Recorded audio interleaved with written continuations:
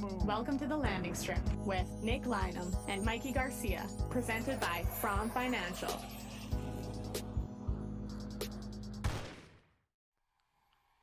Welcome back to the Landing Strip, presented by From Financial, as the Winnipeg Jets lose their fourth straight game since the Connor Hellebuyck injury news.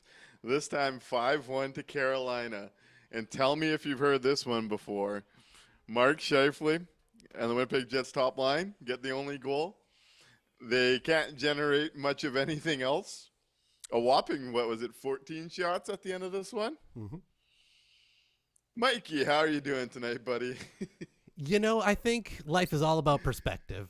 And tonight I'm choosing the perspective of, I'm feeling pretty good. I'm real happy for the kids tonight. That was probably the best game of hockey I've ever seen Milic play, and I've gotten to see quite a few of his games live and in person. Salo continues to, move up. He played with Morrissey today for the majority of his minutes. We're going to talk about that. Real excited. And I know we're probably going to shit on him at some point during the course of this, but I don't know what else Cole Perfetti can do to try to find a goal. He's getting behind the defenders. He's getting behind the goalie. He's beating goalies, just can't beat the iron sometimes. So you know what? I think I'm real happy for all of the kids, and I'm going to pretend like nothing else happened on the ice tonight, at least for 2 seconds. You know what? Yeah, there was some positive stories today from the Jets youth. I thought, this was clearly probably Perfetti's best game, and talk about a tough day to not be able to put one in when Seth Jarvis goes and buries 3 the other way. And as Turd Ferguson says, I wish we'd had a chance to draft Jarvis in 2020. I thought this was a nice night from Cole Perfetti. He did everything but put the puck in the back of the net.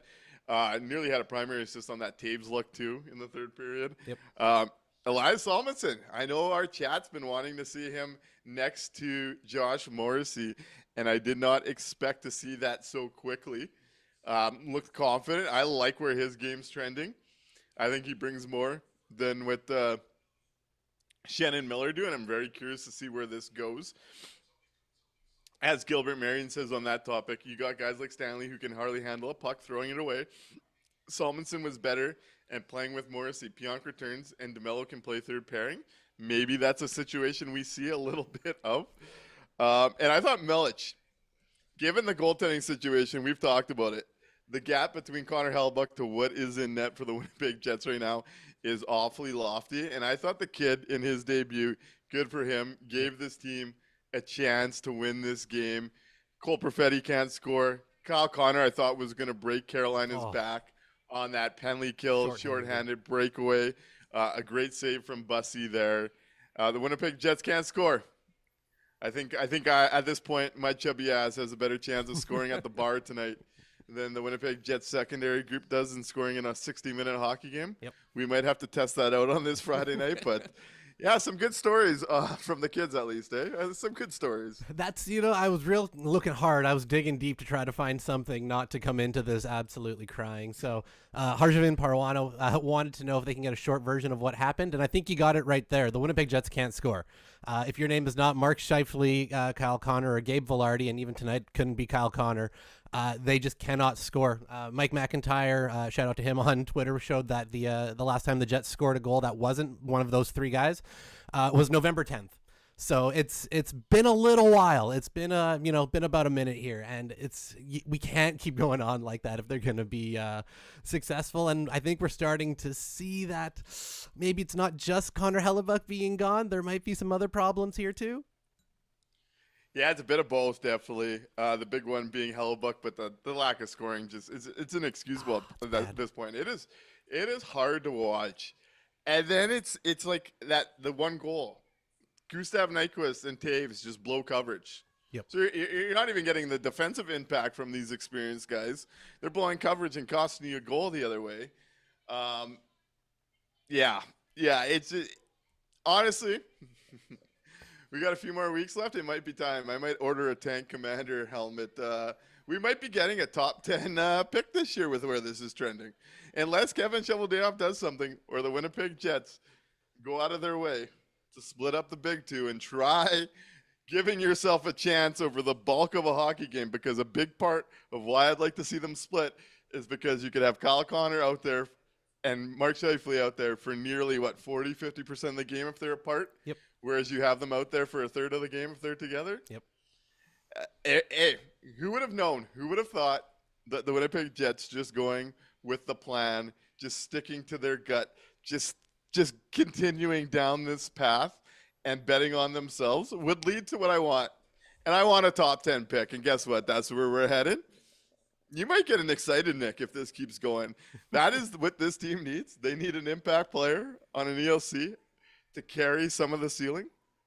Might be where we're going, but it wasn't intentional, that's for sure. They might stumble ass backwards into a top 10 pick after their year, after their President's Trophy. It's crazy. Yeah, it's interesting because they've been so reluctant to break up that top line. It's been such a conversation the whole way through. The difference being last year they were able to cover up a lot of the warts with just wins, right? They were the President's Trophy winners. They had the most wins. It was hard to kind of argue that, well, So we've gotten to the point now where those wins aren't coming. There's no support anywhere else, up and down the lineup. That top line is the only thing going. So now it becomes, well, do I break up that top line to try to spark the rest of the lineup and take away the only piece of offense that is going? Or do I leave them together knowing that that's at least semi-reliable and hope everybody else gets moving? I don't envy the choices that Scott Arniel has to make over the next little bit here, because you're kind of damned if you do and damned if you don't, unless the rest of the group wakes the fuck up. Yeah, it wakes the fuck up. I don't know if it's coming, man. I don't know. An answer. We saw today. This is what's crazy. Everyone, I've been taking in more and more Jets content. I want to see where the fans are in the chats. I want to see where other shows are at. I want to see where writers are at. And it is crazy to me. What is so crazy about this one, everyone's starting to understand the stakes here, that this season's probably toast during this Connor Hellebuck injury. Yeah. And we're only talking 4 to 6 weeks. That shouldn't derail a team that tells us that they're trying to win a cup, because we're not watching anything that's even close to a team that's capable of winning a Stanley Cup. But what is crazy to me, obviously the noise is getting louder. The frustration's getting louder. It is now 4 straight games losing, 4 straight games the other team scores the opening goal. How is this your response on the road when a kid is jumping in the pipes in his debut and you generate 14 shots on goal? 15, whatever it was. Did they get an extra one in the last couple of minutes? I don't think so. I think it finished at 14. Doesn't matter. How? In a kid's NHL debut? Where is the pride? Where is this apparently this team's a family. You just left the kid out there to dry, and he gave you a chance. Yeah, that is what's crazy to me here. Like, you see the holes on the roster. But from a veteran group, you'd think there'd be some give a shit 4 games into a streak, and a kid's coming up from the Moose to jump between the pipe. Yeah, never mind, wanting to give him a chance. He was the only one giving them a chance on a lot of the night tonight. He was their best player for big stretches of the game, which is quite the indictment, right? This is supposed to have been a, championship level team. They had aspirations. We were looking to, for a big ad. And their, rookie backup goaltender is the one coming in and looking like the only one who belonged for big stretches of the game. So not only do they let him down on a night, you've got Salamonson as well, young, trying to figure this out at the NHL level, and you've got real bad effort from, a big chunk of the lineup beyond like the kids, which is just, it's frustrating. And no matter what the broadcast wants to tell you, no matter, what they were telling you, how the Jets, even though they only had 12 shots at the moment, have earned another goal, I think okay, let's all relax a little bit on that one. I felt like I was being gaslit saying it. I was watching, I had a buddy drop by with his mom that I hadn't seen in a while. And we couldn't believe it when we heard at the end of the first period, this was a pretty quality hockey period. Let's cut the propaganda a little bit here. Just from a numbers aspect, up front, the Adam Lowry, Alex Iafallo, Nino Niederreiter line played 8 minutes at 5-on-5. They generated 4 shot attempts, not even shots on net. 4 shot attempts. They got scored on, and they carried an expected goals of 4.66%. They didn't even generate a quality look for the Winnipeg Jets tonight. They're playing 8 minutes. Yep. Their probably best secondary group came in the third period when they went to Perfetti, Taves, and Nemestikov, and those Taves or Perfetti chances came, the Taves chance came. Yep. That line was probably their best group this today in the third period. Kyle Connor, Mark Scheifele, Gabe Vilardi, they continue. Like, this isn't even me shitting on them. They continue to carry this load offensively. But this was not a night where they were on the positive side. 9 shot attempts for, 18 against, and a 1-1 score for this one in goals. 28% expected goals. We haven't seen a lot of games like that from that group, but that's how this one turned out for them. Again, only goal that this team could generate still. A great turnover created by Gabe Vilardi picking off that pass, finds Mark Scheifele, who I thought played a quality game in the details. I thought they did a good job on the broadcast, highlighting some of the work ethic and the effort. But in this situation, that's not a good enough night from the top line because nothing else is going either. Yeah. Taves, Barron, Gustav Nyquist, 0 for 4 in shot attempts. They didn't even generate a shot attempt as a group. They lose their coverage, goal against in 3 minutes of ice time. Not nearly good enough, and that's with 2 veterans. 2 veterans that everyone's leaning on veteran experience for. Tanner Pearson somehow playing hockey on this team with Vlad Nemestikov and Cole Perfetti. 5.5 minutes, three shot attempts for, 6 against. A 60-minute hockey game, and this is what you're getting at 5-on-5 from your entire group. It is crazy. Like this is as choices TK says here. From Mike McIntyre, Scott O'Neill just shredded his group following a 5-1 loss as he spoke one-on-one with me. We had a lot of guys forget to show up at the start of the game. Quite the indictment of a veteran group, I noted. I guess I got to do a little more screaming, longer or harder. We have reached, and then Choice's comments on it is, we have reached a full-on crisis mode. When you're getting this kind of response from a veteran group, the oldest team in the NHL, a group that's being credited everywhere I listen for, a group that knows how to win and turn it on. The fact you throw out a game like that on the road with a rookie goalie in net is terrifying to me. Absolutely terrifying. That is concerning. Yeah, and it's not like this is the first time it's happened, right? This isn't the first time they've started slow, that they've been outshot 2-1 going, more than halfway through the game. This has become a pattern with this group. They're just not able to match up right now with what these other teams are bringing. You look at that Taves line with Barron and Nyquist. Morgan Barron, who's at least been somewhat, impactful in fourth line minutes at different spots, gets absolutely washed out by the other two. You then dump up Perfetti and Nemestikov with Taves, moving Nemestikov back over to the wing again, just to try to find something going at the end of the game. And you get a little bit of movement there finally, but the common denominator keeps kind of being that Jonathan Taves really isn't able to hold it at an offensive pace at center right now. And we keep putting back to it. They keep trying to list him as the second line center. They keep trying to run it back, and it's just not working out. And I don't know when we're going to kind of make the realization that it's not time yet. As we've discussed, we're the ones that bang the drum hardest. They have to split up the big two. When you have a guy that you've invested $12 million per year in, and you have a center that's $8.5 million per year, and these are guys you expect to be Olympians, and we've talked about where they stand in those conversations. For the betterment of the team, you have to try and go to 2 lines. Maybe Arniel goes there with how pissed he is now, but this is where we are. Like, it's not even a criticism of those guys. It's that Kevin Cheveldayoff has hampered this lineup with what he's given as far as shooting talent, as far as depth. Everyone screams about the depth of this team, and as we've kind of tried to explain to people, we got 1 million third and fourth line hockey players. We have no depth in the top 6. No. And when all your offensive contributors are on one line, good luck, especially on the road, especially when you're playing backup goalies. And this is not a night where it's on Milic. He gave this team every opportunity to take a lead at 1-1, where if you get offense from this group somewhere other than the Mark Scheifele line, that could spiral into a win in the third period if you just get on the board. So this isn't even me just putting this on Milic. I thought he was great. Yeah. I want to see him we're going to see Comrie tomorrow on the back-to-back. I'd like to see Milic the game after that with how he played, to be honest. He earned another start for me. 100% agree. But the gap between not having a guy that could steal games like Connor Hellebuck has done religiously, and I hope T will, and I hope others who have suggested that Connor Hellebuck is a system goalie that depends on the Winnipeg Jets to play well. I hope you're getting a very real wake-up call in this market to what Connor Hellebuck shelters and makes look a lot better than what it is, because it's 0-4 and this team doesn't look like they even got a fighting chance on most nights.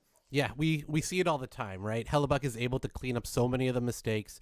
He's able to give them that extra piece that they need on nights where they just don't have it going, where the top line is the only piece of offense. But hey, it's okay because Hellebuck made 37 saves, you know? It's one of those things where you're not able to get that from guys who aren't the MVP of the league. And that's okay. Not everybody's going to be the 3-time Hart Trophy winner, or 3-time Vezina Trophy winner. So when you get that step down, I don't want to blame Comrie. I don't want to blame Milic.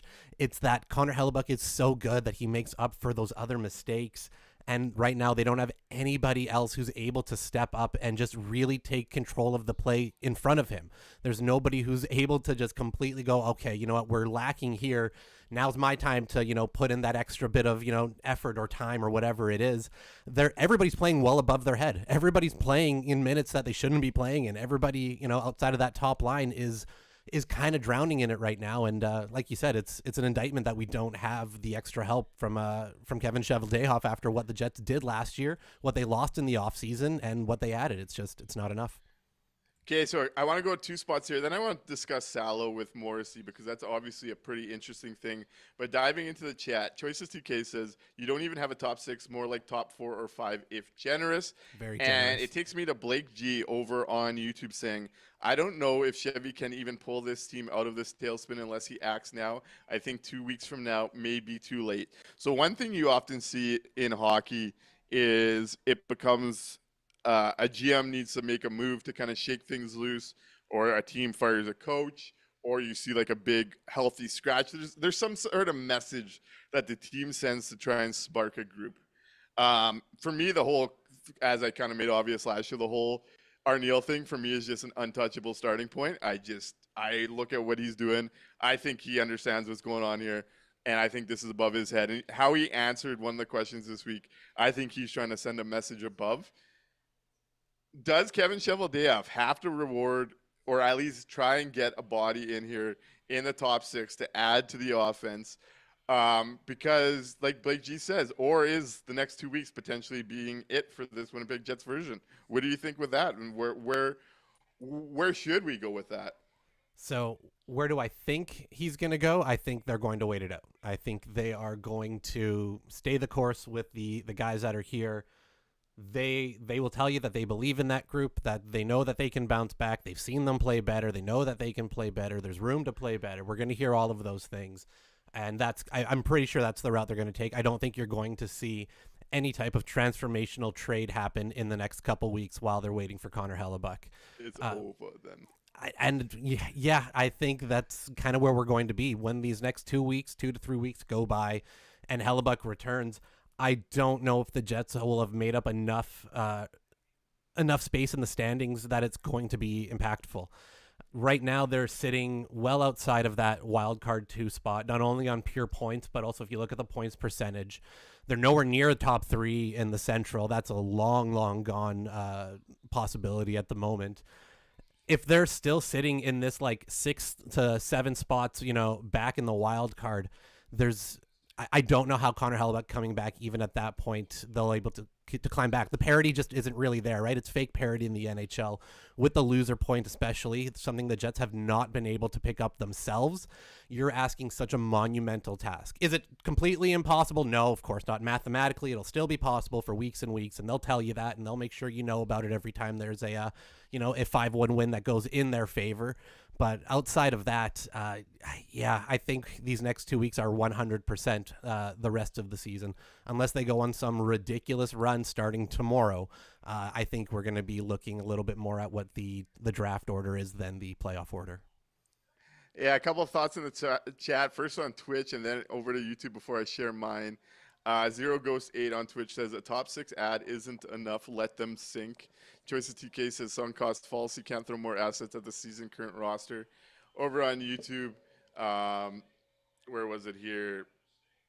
Al Camino says start the tank. Ryan Thiessen says, the way the season is going, I feel like it might be a mistake wasting futures on this roster. One or two pieces are not turning this into a contender. Colin Hall says, any transformational trade would be horrible because you're throwing up your first rounder for a type of help they need, and anything else lesser than that doesn't change this roster at all. And then Matt Rothman says it's going to be a never-ending cycle. Chevy will stay the course because he isn't proactive to get this team injected with youth. So I don't imagine – I actually do wonder at some point, because I do think there is pressure on this org after a President's Trophy and the statements that they put out themselves that kind of invite that kind of pressure to get something done. We know how much, at the bare minimum, 2 playoff rounds means to the Winnipeg Jets, or 2 playoff games, home games. Yeah. Whiteout parties. I do wonder if he tries to make a patchwork solution. I see Kiefer Sherwood's name being brought up in the chat.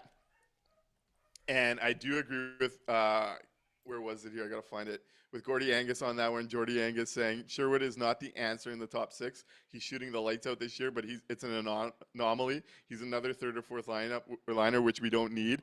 And because of his $1.5 million cap hit, we're talking about a first rounder being invited there.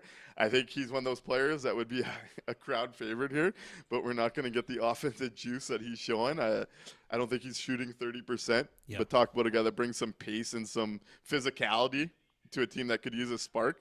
The real one to be getting out of Vancouver is the one that doesn't have his no-move clause kick in until July 1, and it's Connor Garland. Brad Lambert in a second. Oh, wait, we moved our next 2 seconds for Luke Shen and Brandon Tanev. Aren't you glad that we don't have those in the disposal to add to a player right now to try and get some real help instead of those guys last year? Tough sledding to make a move, but I do think the pressure should be on Cheveldayoff. If they want to salvage this season, it's on him, but I'm in the camp that I'm not moving that first-round pick without some heavy protections right now, because even that kind of move I don't think moves the needle for them enough without Connor Hellebuyck in net. No, we're not going to get that type of trade done before Hellebuyck is coming back is the thing, right? It's all about the timing right now. The Jets aren't picking up these points. They're falling farther and farther behind in the standings. They're not even getting loser points to make it look like they're still within, shooting distance. If you go and make some giant trade that includes your first rounder and Lambert, and you're trying to make this big splash, you can try to do it, mid-season before the Olympics, maybe after, but sometime before the deadline. But it won't matter if you're not making the playoffs because you've already lost all that time and all of that space within the standings. So, I will add, if there's some term like a Connor Garland is starting that new $6 million deal. Sure. Yep. I will add that it's kind of almost some off-season shopping a year early. So I do see the vantage point there. But I do think you're right on the idea of like where it would end up leading through this year with where things are going. Yep. Yeah. Again, if you make it a deal for somebody with term, that's great. You're looking longer term. I'm just worried that they're going to be more reactionary as they've been kind of the whole way through, and knee-jerk their way into some type of strange rental that costs us the first when we're going to be, potentially drafting in a nice spot. At Pomerlane points out, and it's quite amazing how the league is experiencing a record number of OT games, and the Jets have still only played 2, and they won both of them. I do think that this is a conversation, because I've seen it kind of talked about on other programs saying like, if the Jets simply got to overtime, those points would have made a big difference at this point. Part of them not getting there is these issues and why we want that top line split up, because they just don't have enough to get them there. Like, it isn't just because they're falling apart and it's like, it's unlucky they're not getting loser points. They're falling behind games that they can't get back into because they only have one line. Yeah, it's Scott Arniel said it himself after it was not last game but the one before, that they're just not good enough to win these 1-goal games. They were last year. That was one of the staples that they had really prided themselves on, being able to stick around even if they were down a goal late, being able to find a way to get it to overtime or get that win. They're just not able to do that right now. They don't have enough. The top line is gassed by the end of the game because they've had to play a third of it already, and it's not a recipe for success. Mr. Angus says the organization took losing in 6 games and in the second round last year as a great success and didn't care what happened this year. I have a bit of a twist I want to add to this, because I'm not sure that they didn't care. I'm worried that they cared and they thought this would work, and I think that's an even scarier thought when you think about it. I agree. I had an interesting. I know Rahul listens sometimes. I haven't seen him in the chat today, but he had brought up an interesting comparison. I wanted to run by you and the chat here. He's been tuning into the games of late more consistently as we've gone deeper into the year, and his comparison for the Jets right now is the 1920 Winnipeg Jets, where we had that spattered decor of like Potato, Niku, Beaulieu, I think was there at that time. He's comparing this year's version to that year's team, but with the problem being the forward groups being a bunch of guys rather than the defense. What do you think of that comparison for Winnipeg Jets fans that have kind of went through that? That's an interesting comparison. They did it with, basically a bunch of, plumbers, electricians, and some guys that bag groceries now. And the difference is, they're having to do it with 9 forwards as opposed to 4 defensemen. And it's a lot more noticeable. Although if we are running back the clock to 2020, that means my Habs are going to the Cup final again. So I'll take that. That sounds all right. Hey, your Habs, and I've had people say this because obviously I was hammering home that I thought a retool is necessary even after a President's Trophy, and I know it's a hard PR move, but you'd rather be 1 year early rather than 1 year late. And people have been asking. One thing I thought of was your Habs. They had that miracle run to the Stanley Cup final, and then they started the rebuild, and look where they are now. Yeah, they're the most exciting team in the NHL because they committed to that direction. Or you learn from the Isles and the Flames, and you end up going into the wilderness. Oh. And the one thing I'll say, though, the one thing for me, it's not all doom and gloom, because I've been one that I do think they need a year like this to replenish some high-end talent. But the other side of it, too, at least I think you could take positively from this start, is the Winnipeg Jets core players that are locked up are playing at the level you'd expect, if not higher. And it's the depth around them that has been such a miserable failure. I don't know if that's a positive on the management team or a negative, but I do think it does tell you something about the Winnipeg Jets core through this, at least, that they're still being the ones that are taking it by the balls, where if you got an impact player, like if you look at the Isles right now with how good Schaefer's been, and I'm not saying that they're landing a Schaefer, obviously, but they've been able to bounce back because they still have that quality core in place and they've gotten an impact player. If you want to look for a rosy place, that might be where to find it with these Jets, to be honest, because the core has been great. Yeah, the core's been good. The guys they've taken the longer term bets on, they're the only ones who've been able to really put anything out there for the Jets.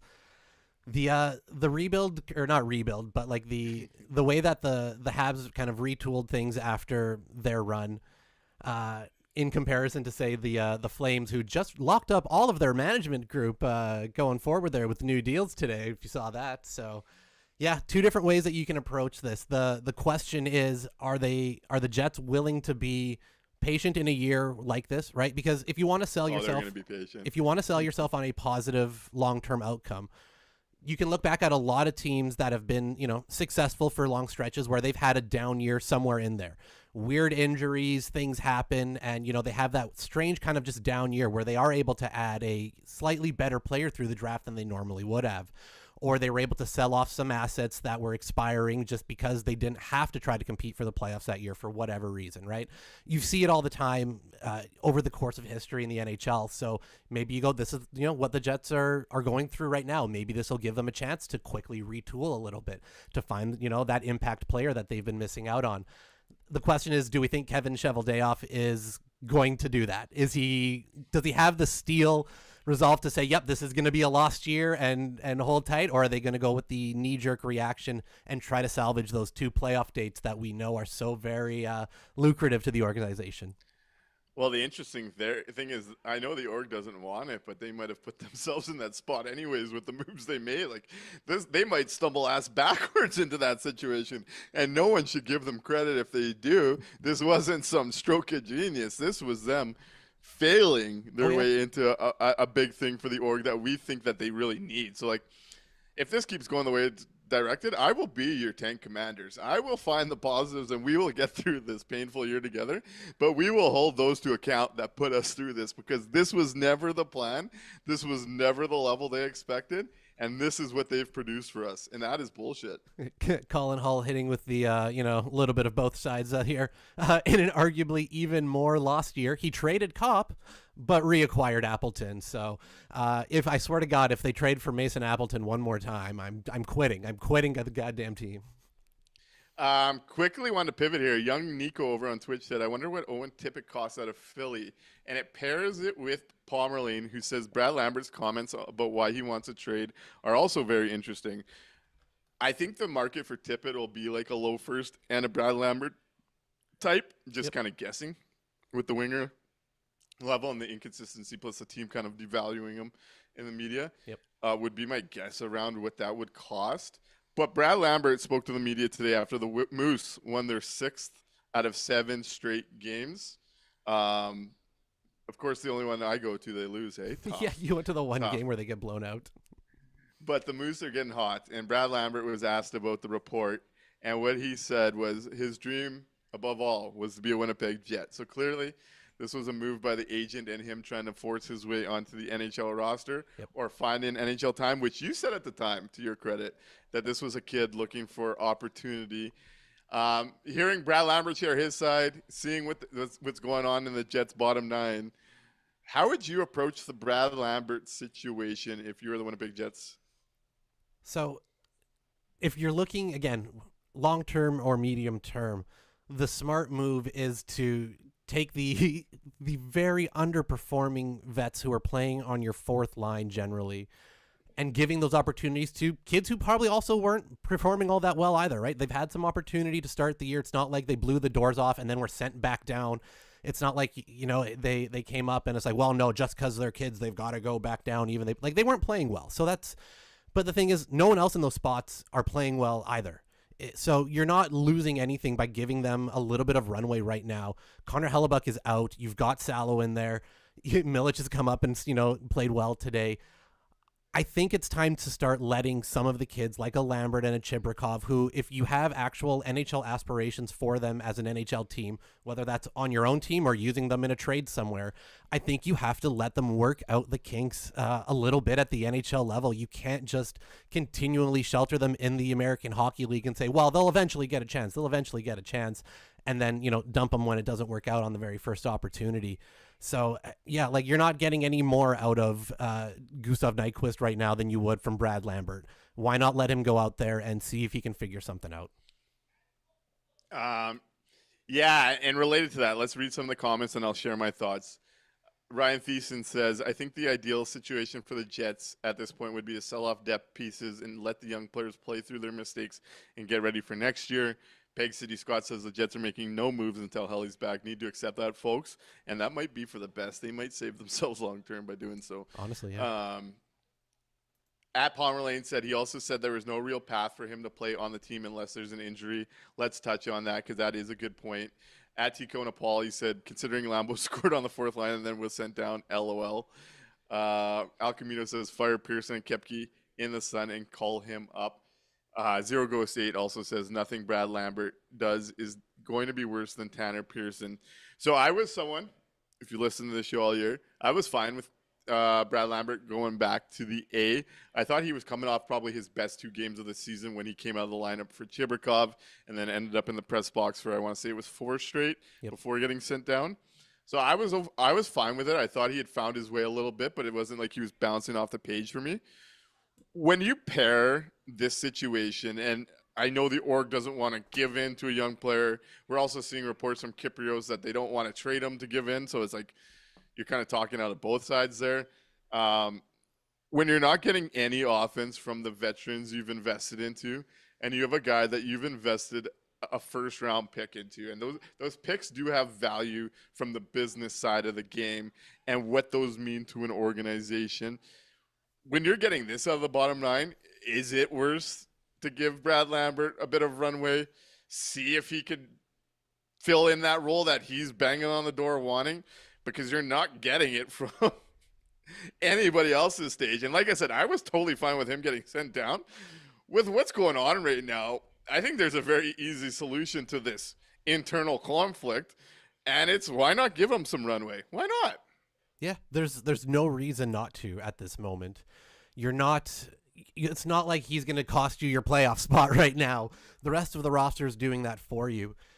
It feels a lot like the like we kind of talked about earlier, a bit of a sunk cost fallacy. They hyped up these offensive, ads in the offseason. Oh, here come the veterans. Here come the, we've got some NHL experience, Stanley Cup experience now. This is what we needed, and it's just not working out. And I feel like there's maybe a little bit of reluctance to kind of let that go. Other teams let their kids work it out. Other teams give their kids those opportunities to try to play. And if you want to know what you have in them, you have to try that at some point. It can't just be draft and wait, right? If we're going to do draft and develop, we love to be called a draft and develop team. You have to do the develop part, and that includes NHL games. It's not just in the minors. And it's baffling to me that for some reason the rest of the league has figured that out. And in Winnipeg, we're still like, yeah, I don't know. Maybe if they play four to five more seasons on the Moose. Yeah, and speaking of youth, let's pivot here because I think we're all in agreement. I see our chat's in agreement with a lot of this as well. Let's keep it on the youth side of things. Kevin K says, "Low floor, safe vets for the win, baby." That's kind of the motto. Yep. And that floor is sure falling through hard lately. Where was it here? There was a comment about Salo. At Pomerlane says, what happens to Salo when Pionk is healthy? He'll be sent back down. Yep. Let's talk about Elias Salmonson for a minute. He gets his second game in the NHL today. Ends up playing with Josh Morrissey for the back 40 or most of the back 40 of this one. As I think him and Sandberg stumbled again today. I thought they both had tougher nights. But I think it was something for Elias Salmonson to take those minutes with Josh Morrissey.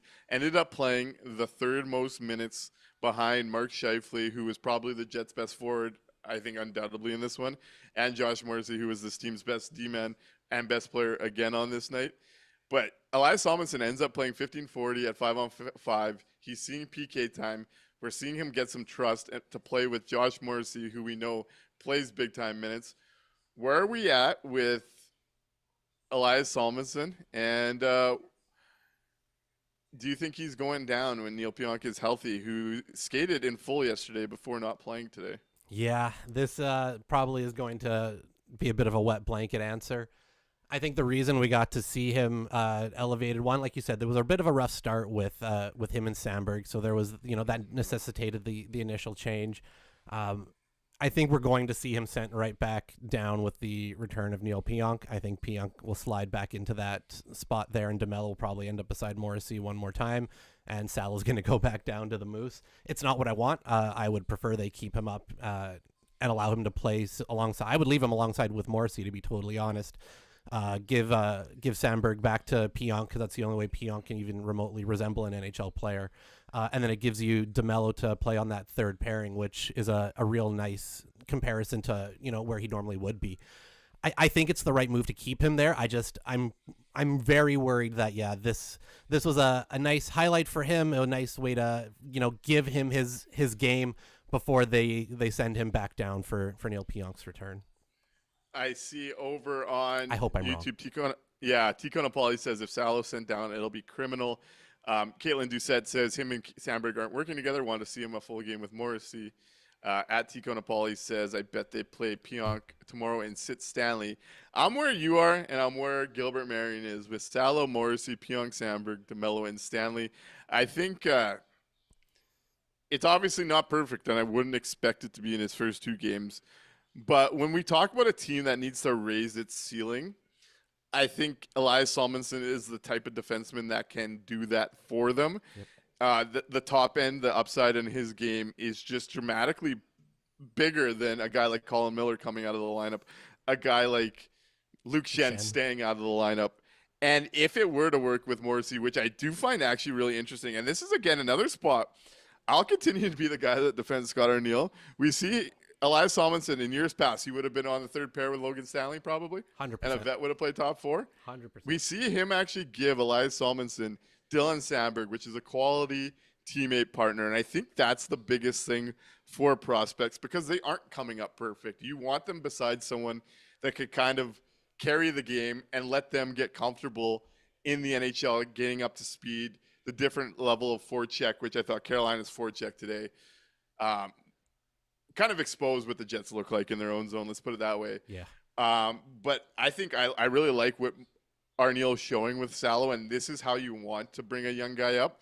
I would like to see him get another look with Morrissey. Yep. I'd like to see Pionk Sandberg, and I'd like to see DeMelo Stanley, which DeMelo Stanley becomes a big upgrade with DeMelo anchoring things on that third pair.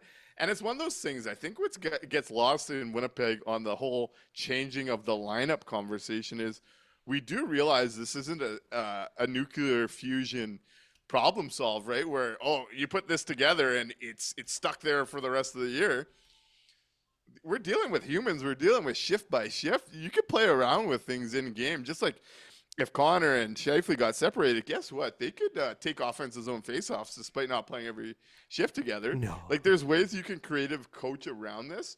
And I would like to see Salo continue to get some opportunities, even if you got to pull the rein back a little bit in third periods when you have a healthy Pionk and DeMelo, and maybe he gets sheltered a little bit up a goal late in games, whatever that looks like.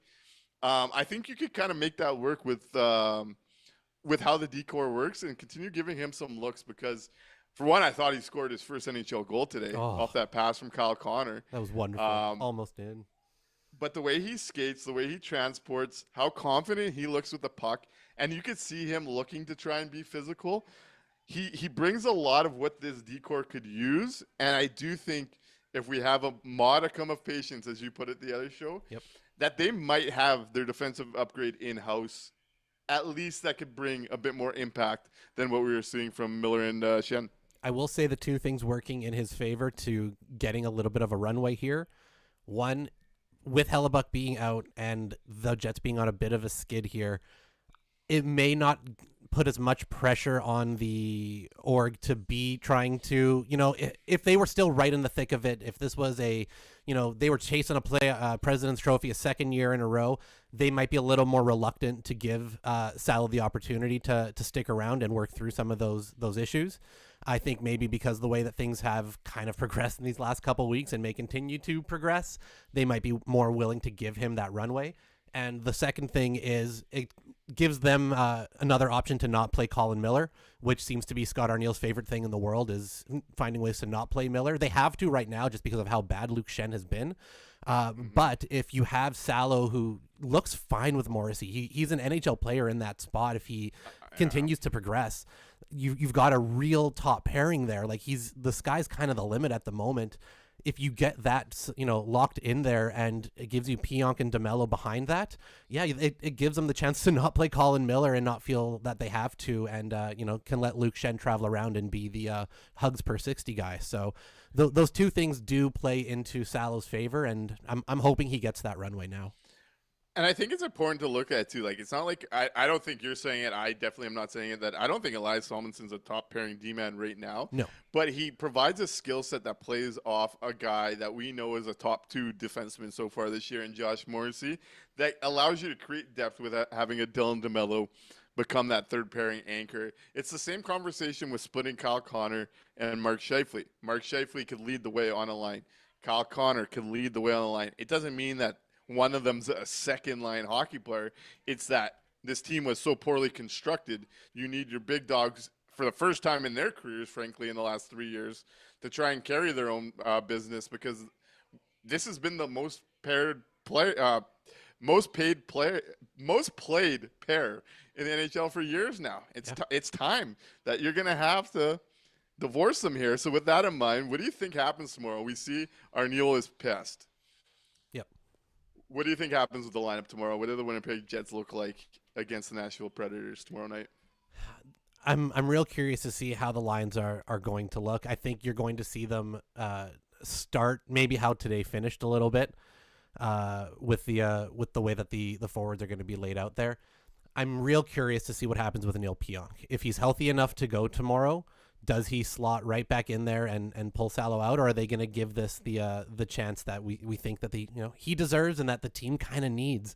Because like you said, if that's the thing that works, right? If you can get Salo in that spot playing well, coming along and growing his game, then they don't have to go out and try to find that right now on the market. They can focus on getting an impact forward up front, get some goal scoring, and, see if we can kind of come back at this a real shot next year. Or two impact scores. Well, yeah, 2 would be good.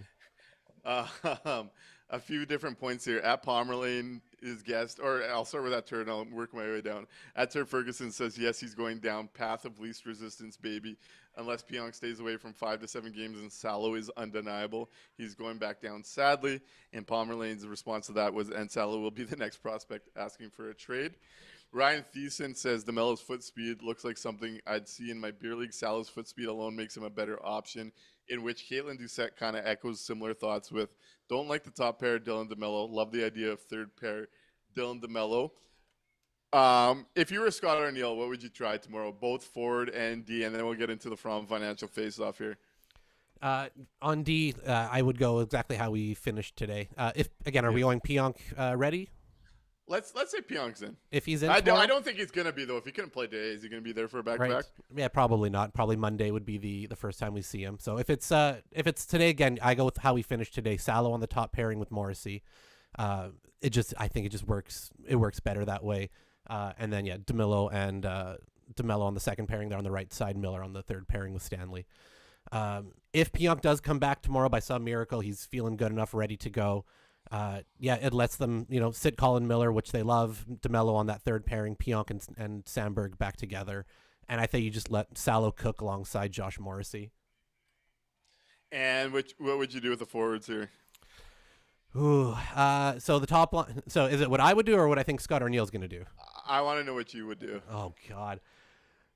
I'd probably be breaking them up tomorrow. I think this gave you enough of a reason today that the rest of the lineup just doesn't have it, and I think it's time. Plus, on the second half of a back-to-back, if it doesn't go well, you can always blame the schedule, right?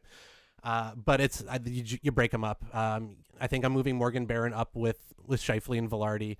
I'm dropping Connor down to play with Lowry and Perfetti. I'm going to give Nemestikov, Niederreiter, and Iafallo, and then your fourth line is Taves. I'll probably I would put Koepke in over. Yeah, I'm going to dump Pearson and put Koepke in. At Gilbert Marion, I got to say, we rarely disagree, but this is one of those times, says sit Perfetti. Not coming off a game like that. This is when you want to try and get him going. I want to just, on the Perfetti stuff real quick. Yes, the goals aren't going in and the points aren't there right now. What else is he supposed to do? He's getting behind. He's getting in behind the defenders. He's getting past the goalie. He's not beating the iron. Outside of the puck, rolling 2 to 3 inches in, he is in the right offensive positions. He's good, especially once he had a little bit of help in that third period. He's doing all the right things while also not being a defensive liability. Sitting Cole Perfetti will get you nowhere unless you're heavy into the tank argument right now. You just want to see the Jets continue to spiral out. He's not the issue independently, and to reduce his minutes or to sit him would be criminal. At Colin Hall says, don't forget the Intel 2030 graphic where the Jets celebrated having the top line locked up. Intel 2030. At Tico Napoli says, because breaking up is hard to do. And Caitlin Doucette says, I think the problem is Arniel feels like splitting them up would be punishing them, and when you're the only ones doing anything.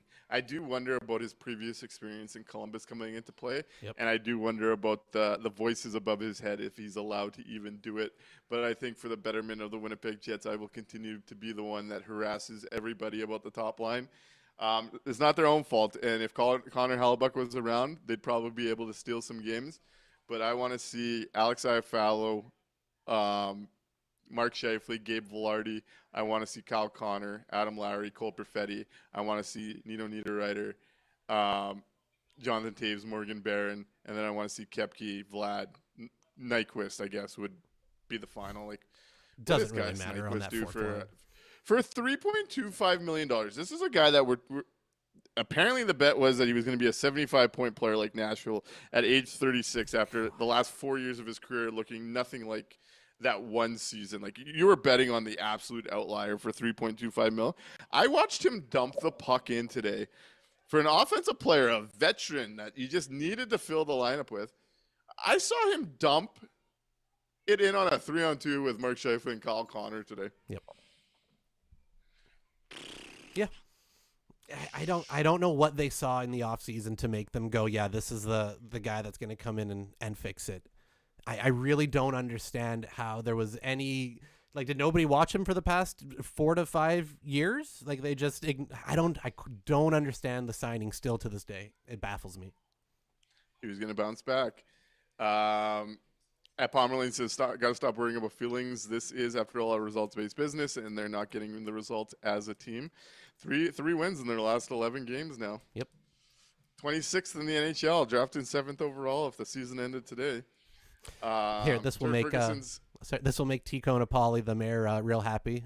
From HL Living Loco, Nyquist and Pearson make Ford look like McDavid.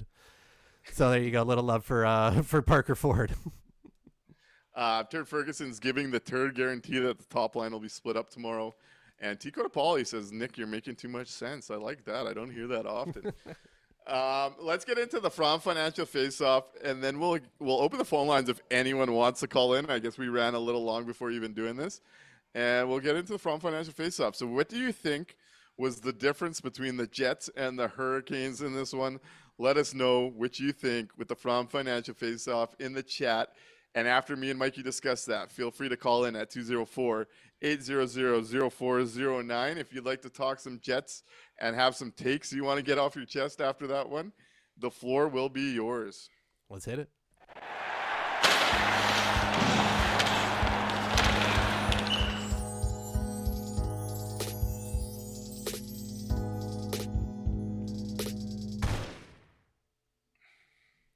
Right on. Right on. And as Zero Ghost 8 says, From Financial Face-Off, 30+ views on Twitch and another 7+, or on YouTube, Twitch, with another 7+ 2 games in a row amidst the shit show season. Good job, boys. We like to see the numbers have progressively been climbing each episode, and the subscriptions too. We appreciate the support. We appreciate you giving us your time of day and being a part of this. Keep on sharing this with your fellow Jets fans. The more people hear it, the better these conversations get. Like giving you guys the floor here. So it's been fun. It's been fun to see as things have gone the way it's gone. People are still active with this. Absolutely. And if you're here right now listening to us live, just hit that like button on YouTube there. If you're listening to it the next day on YouTube, you can still do that. That would be great. Go over it, follow the channel as well. It really helps us out. Mikey, before we dive into the chats from Financial Face-Offs, what was yours on this night? So it's a fairly obvious one. It's kind of something we've talked about a little bit, but specifically it's the fact that there was no sustained offensive pressure or time whatsoever by the group. They were able to hit some counterattacks decently. They've, Velarde with that, taking the stretch pass up to Scheifele on the goal was wonderful to see. But overall, the Jets just weren't able to put any type of sustained pressure offensively on the Canes. And, it's one thing to lose the game and, put in a strong effort, be getting, chances, and, maybe you get goalied, maybe a defenseman on the other team has, the game of his life. But to just go out there, put up 14 shots over the entire course of the game, 12 of them for like half of it total, and only getting 2 shots in the last 30 minutes of the game, it felt like. You can't have that be any type of recipe to win, not even to win, just to show good hockey, entertaining hockey. This should be entertainment at the end of the day. Professional sports should be something you go out and you enjoy watching and have fun with. And nobody wants to see their team take a shit on the ice and, put up 12 shots for the, majority of the game. So they've got to find a way to start getting at least some shots on net, get the puck through, and, make this at least interesting again. Over on Twitch, HH Living Locals from Financial Face-Off was Canes good, Jets not. We got a bunch of entries over on YouTube. Let's make our way through there. Kevin K says, from Financial Face-Off is the idea that they put Salo on the top pair before they consider splitting up the top line. Absolute lunacy. Oh, that's an interesting perspective on that situation. Interesting. Al Camino's From Financial Face-Off was a competent front office. And Carolina ranks very highly in my viewpoint there. That team's set up real well over the next 5 years. At Ticona Pauly says the From Financial Face-Off was wasted Milich's efforts. I like that one today. For his debut, 5th rounder out of 2023, an overager, makes it up in 2025. and gave the Winnipeg Jets a chance to win. We cannot undersell that. Good for Milic on this night. And I want to see him again, not tomorrow, but the game after. Agreed. At Caitlin Doucette's from Financial Faceoff is the 4 games since a player other than the first liner Morrissey scored. And yeah, 4 losses in that regard. And it's been 4 games since they scored the first goal of the game. All of that is tied in together for the last 4 games. 100%. You ready for a call? Leah Luke. Sure, we can go to the phone lines and we'll jump back into this. Right? Hey, caller, you're on the landing strip. What's your name and what would you like to talk about? Hey, it's Voss. Hey, how's it going? What's going on, Voth? Not good. Hey, listen, I need you to stay the fuck away from my Toronto Maple Leafs tank, okay? I just looked at the standings, and you guys are sitting only a few points above us, and, like, I know you have little brother syndrome, and you see Toronto nosediving towards the bottom 5 pick, and are like us too. I know, like, when we took Matthews a pick later, there you were, but you need to fuck off. Hey, you guys have been as big of failures as us, but we don't have Connor Hellebuck for another 3 to 5 weeks. I'll drive this tank right below you, buddy. Hey. You know what's going to happen? You know what's going to happen with Toronto because it happens every couple of decades. You're gonna sink down to the bottom 5, knock the Leafs out into 6th, which forces us to give the pick to Boston. Yeah, you gave Boston Tuukka Rask a generation ago. You're giving them the 6th overall pick this year, buddy, and you're going to enjoy it. I hope you have a great rest of your evening, Mr. Leafs fan. But I will drive this tank a lot better than yours is going, especially without Connor Hellebuck for 3 to 5 weeks. While you're on the topic of no Connor Hellebuck, I just need to mention that since returning from injury, Austin Matthews has been outshot 28-11 in all situations. So it's not like we have like the fastball version of Austin Matthews anymore.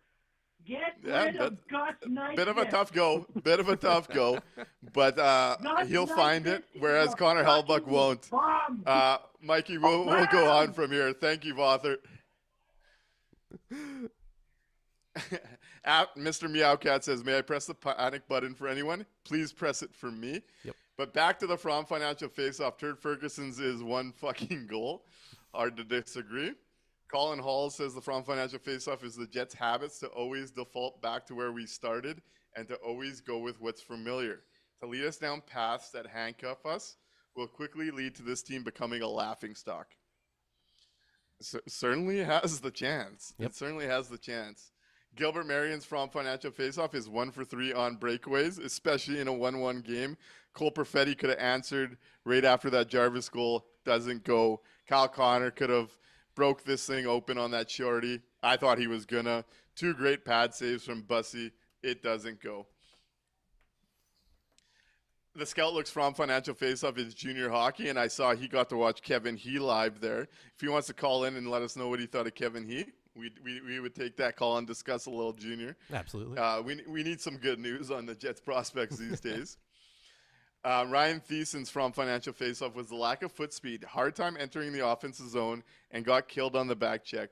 When you lose every race on the puck, it's hard to build any pressure or offense, and that's right along the lines I wanted to go through because I wanted to go for my From Financial Faceoff. The Carolina forecheck, and it's built off of that foot speed difference you see in this game, but it felt like Carolina suffocated the Jets when they got a chance to, and things were hard for the Jets to generate plays the other way.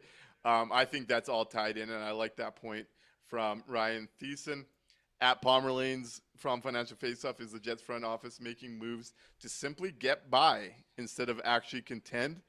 And that's something I've certainly agreed with, and I think you're seeing it play out when you roll the dice like you did this year and you're getting nothing back in return. You got to look yourself in the mirror here and wonder where you went wrong in those steps, especially when it was fairly obvious in the summer, watching back to our reactions with said moves.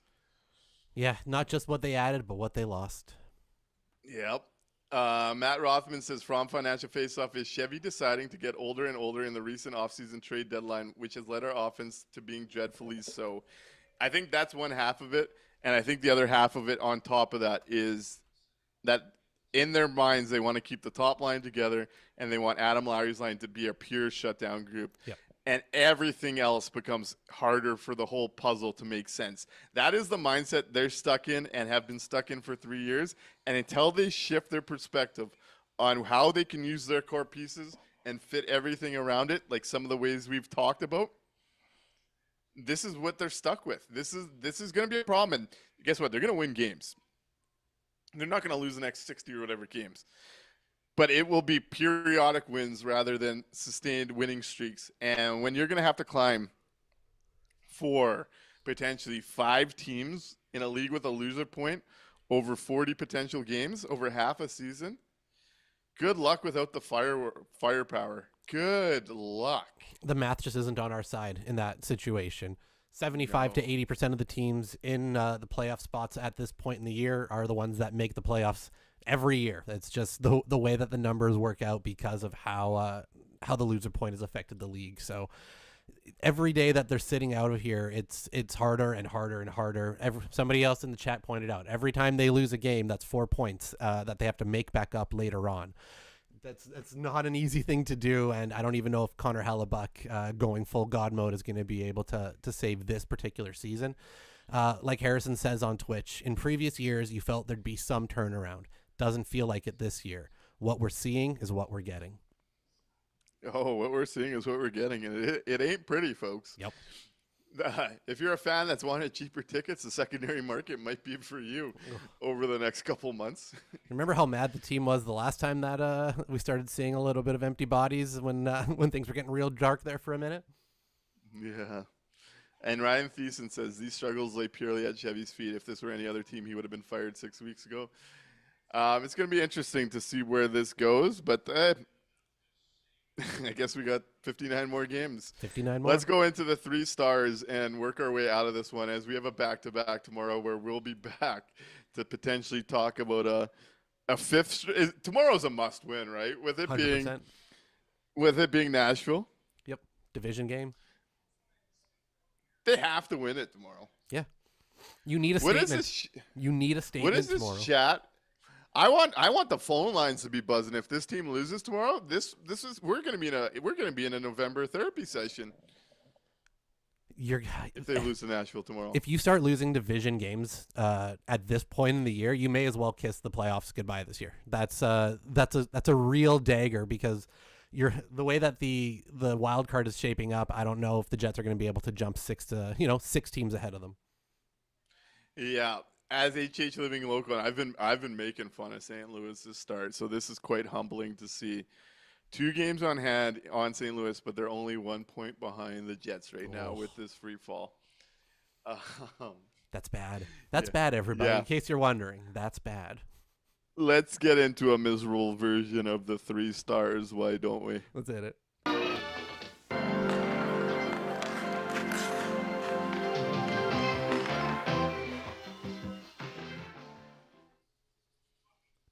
Right on. Right on. Matt Rothman says, I would call, but my mom is visiting, so I don't want to rant right now. We'll get a Matt Rothman rant another day. Don't you worry about it on this Friday evening. Mikey. And Colin Hull says, Nick, whenever you want, just let them know, and they'll call in for the lowdown on the draft. Sounds good.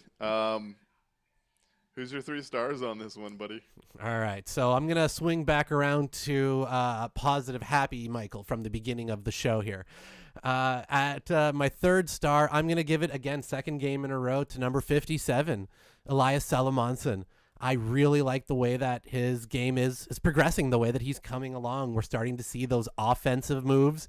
That shot today that went off the inside of the crossbar was something real nice. That would have been wonderful to get him his first goal there.